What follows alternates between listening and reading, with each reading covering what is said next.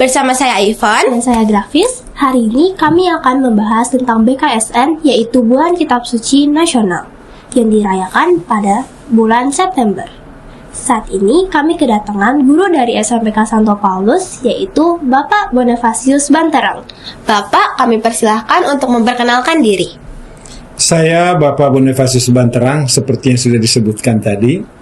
Saat ini saya mengajar di SMP Katolik Santo Paulus, mengajar Paulinian dari kelas 7 sampai dengan kelas 9. Dan mengajar agama Katolik di SMA Katolik Santo Paulus. Selain itu, saya juga bekerja di Yayasan Suaka Insan SPC di Jakarta. Itu perkenalan saya, ya. Baik, terima kasih Bapak. Langsung saja kita masuk ke pertanyaan pertama. Nah, untuk pertanyaan pertama ini nih, menurut Bapak, seberapa penting kita merayakan BKSN? Ya, BKSN itu adalah Bulan Kitab Suci Nasional yang sengaja disiapkan oleh gereja agar umat Katolik menjadi familiar dengan Kitab Suci. Diharapkan selama bulan ini mereka membaca Kitab Suci. Juga anak-anak di sekolah, terutama di sekolah Katolik, mereka dihimbau untuk membaca Kitab Suci, karena itu adalah firman Allah yang menjadi penuntun dalam hidup kita sebagai umat Katolik. Nah, jadi di bulan ini, ayo kita bareng-bareng baca Kitab Suci ya. Menurut Bapak, dari scale 1 sampai 10 nih, seberapa penting sih BKSN itu? Kalau mau dikatakan penting adalah nomor 9, harus yang ke-9 ya. Kenapa? Jadi dari 1 sampai 10 itu BKSN itu menjadi yang ke-9. Karena apa? Karena itu adalah pedoman hidup. Pedoman hidup. Kalau orang tidak mengenal firman Allah, maka hidupnya akan kacau, gitu ya. Padahal kita semua ingin hidup dalam keadaan damai, sukacita, bahagia, gitu ya. Maka itu diprioritaskan seharusnya, gitu. Kenapa 9 bukan 10? Karena begini, kita sebagai manusia tetap masih ada membutuhkan hal-hal lain untuk menunjang kehidupan. Jadi kita tidak hanya bergantung 100% pada firman Allah, tapi juga kita masih bergantung kepada makanan, pada minuman, kesehatan, dan lain sebagainya. Baik, kita lanjut ke pertanyaan selanjutnya. Setiap BKSN pasti memiliki tema. Apa tema BKSN tahun ini dan bagaimana sih tema itu bisa membantu kami sebagai pelajar? Ya, kita semua sudah tahu ya tentang tema itu. Allah adalah sumber pembaharuan dalam hidup manusia. Jadi Allah sumber pembaharuan dalam hidup manusia. Kita semua membutuhkan pembaharuan dalam hidup. Sebagai manusia, tentu saja banyak kelemahan-kelemahan, kekurangan-kekurangan kita yang membuat hidup kita menjadi tidak nyaman, menjadi susah, dan lain sebagainya itu. Karena itu perlu diperbaharui terus-menerus. Yang mampu membaharui hidup kita hanya Allah, gitu ya. Wah, keren gitu. banget nih kata-katanya. Tuh, dengerin ya teman-teman. Lanjut ya nih, Kon. Ya, lanjut. Oke, menurut Bapak, mengapa penting bagi kami untuk membaca dan belajar tentang Kitab Suci? Sebagai generasi muda, tantangan yang kamu hadapi sungguh sangat luar biasa, apalagi di zaman digital ini. Teknologi informasi itu sangat besar mempengaruhi kehidupanmu. Maka perlu ada yang menyaring, dan penyaringnya itu adalah firman Tuhan. Supaya apa? Kamu mampu memilih mana yang terbaik untuk hidup kamu. Memang kamu harus ikuti perkembangan zaman, termasuk teknologi informatika itu. Jadi kamu harus ikut, tapi harus ada penyaringnya. Yang penyaringnya itu adalah sabda Tuhan. Jadi kamu nanti bisa memilih mana yang terbaik untuk perkembangan hidup saya, gitu ya, gitu. Jadi intinya kita boleh mengikuti arus zaman, tapi kita tetap harus ada penyaring, yaitu firman Tuhan. Betul. Betul. Selanjutnya, apa cerita atau bagian favorit Bapak dari Kitab Suci? Dan mengapa sih itu spesial? Ya, Alkitab itu banyak sekali kitab-kitab di dalamnya. Jadi salah satu kitab yang favorit untuk saya adalah kitab Mazmur. Mazmur itu adalah kitab doa yang ditulis oleh Raja Daud berdasarkan refleksi dalam hidupnya. Dia sebagai seorang raja yang begitu populer di Israel, tapi juga bisa jatuh dalam dosa. Karena itu dia refleksi hidupnya itu, lalu dia menulis kitab itu. Hari ini, kitab Mazmur itu selalu dibaca dan didoakan oleh para biarawan-biarawati setiap hari. Bahkan sampai satu hari itu sampai 5-6 kali mereka mendaraskan Mazmur itu. Karena itu adalah doa. Doa itu adalah doa kitab suci, doa yang diajarkan oleh Tuhan sendiri. Dan maka sangat penting, dan menurut saya kita semua sadar tidak sadar sebenarnya kita sudah memfavoritkan kitab Mazmur itu, karena banyak syair-syair lagu yang dikarang oleh orang ngambil secara tidak sadar dari kitab Mazmur gitu. Boleh Mazmur dikit gak nih Pak? Coba nih Bapak contohin. Mazmur. Pujilah Tuhan, hai segala makhluk yang ada di muka bumi, karena Tuhanlah yang menciptakan makhluk-makhluk itu, maka pantas untuk memuji dan memuliakan. Tidak kayak manusia, tapi semua ciptaan Tuhan memuji dan memuliakan Tuhan. Wah, Asik. Makasih loh Pak. Oke. Kalau dari sisi Bapak sendiri, bagaimana cara Bapak membuat pelajaran tentang kitab suci menjadi menarik? Yang pertama, setiap pagi kita mendengarkan firman Tuhan, dibaca dari sentral. Saya kalau mengajar jam pertama, selalu saya ingatkan ulang apa isi bacaan hari ini. Tapi kadang-kadang di kelas itu mereka tahu sebenarnya, tapi seketika juga lupa karena mungkin kurang konsentrasi. Yang kedua, saya selalu menekankan begini, kalau dalam teks kitab suci yang dibaca itu adalah firman Tuhan. Jadi Tuhan sedang berbicara kepada kita. Karena itu kita mendengarkannya dengan baik. Banyak cerita yang menarik gitu ya. Tetapi memang karena jarang dibaca sehingga menjadi susah. Sampai hari ini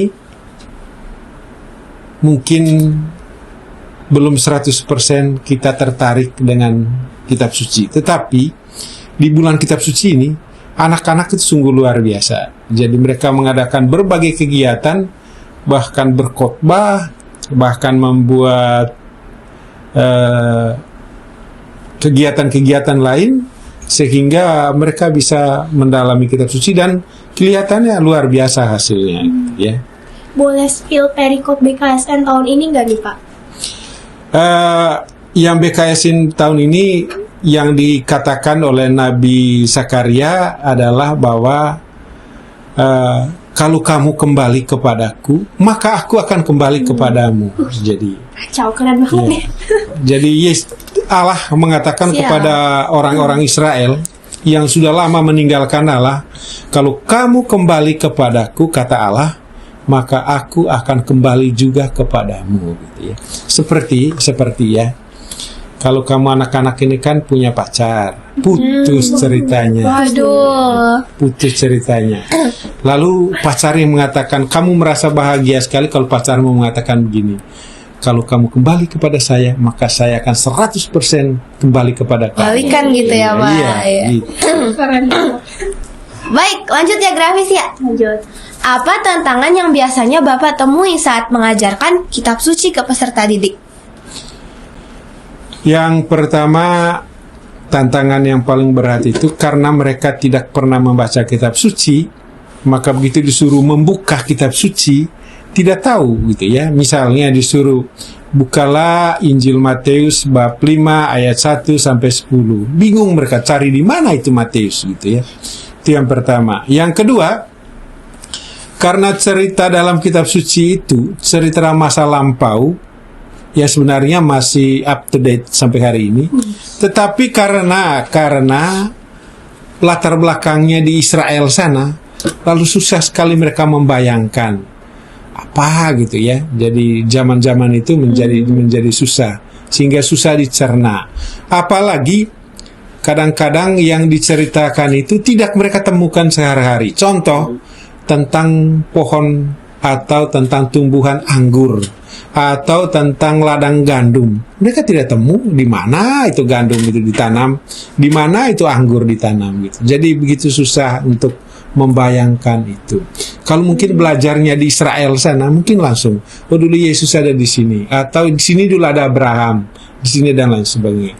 Itu hal yang cukup susah gitu. Menghadirkan kembali situasi pada zaman itu ke kekinian gitu. Jadi mereka tuh susah ya gitu buat membayangkan. Betul. Oke, kita lanjut nih Pak.